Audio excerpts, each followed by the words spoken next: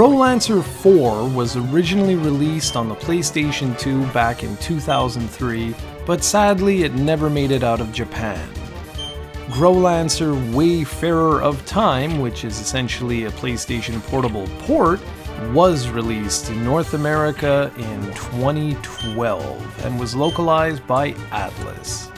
Atlus had a soft spot for the PSP, and thanks to them, many excellent games were released in North America on the platform. Considering the PSP launched in North America in 2005, getting a release 7 years after the console was released was a really impressive feat for any console. The good news is that Growlanser has some very excellent features as a result. For one thing, you can install the game data to your PSP, well, depending on which version of the system you own, that is, and that cuts the load times down to practically zero.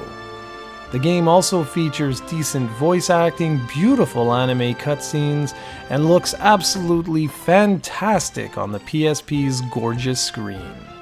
The game takes over 40 hours to complete, and there are over 40 different endings depending on your dialogue options throughout the game.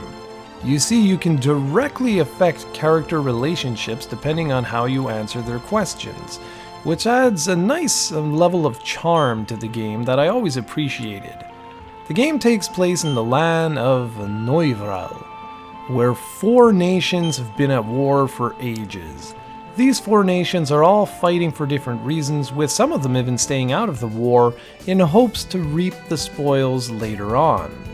Some 2,000 years earlier, an advanced civilization ruled over the land, but angels appeared out of the sky one day and destroyed everything. Now, the angels are back, and you're the only one who can stop them. You play as Crevenil, a young man with a very special purpose.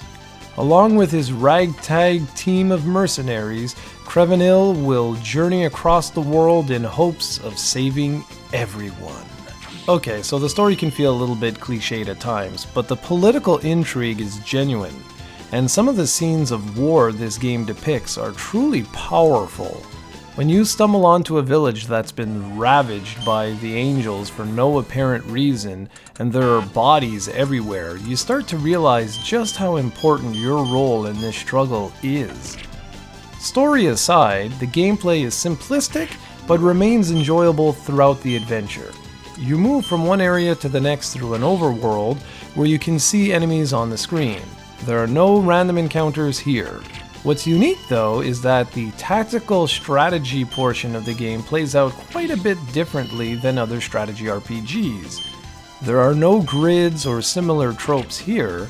Instead, you can assign your troops to freely move around the environment. You can easily select which character will attack which enemy and with which spell or attack. The system gets a bit more complex as the game progresses, but for the most part the system is incredibly easy to get into and use, which is important.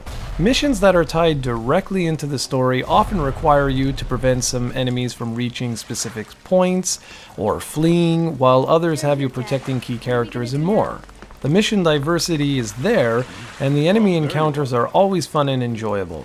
Hardcore strategy RPG fans may be disappointed to hear that there's only a moderate amount of customization options available, such as equipping new gear and weapons and things like that, but for me, this is actually a plus. I don't want to micromanage every single element, and Growlanser does a really good job of giving me just enough customization options to play around with.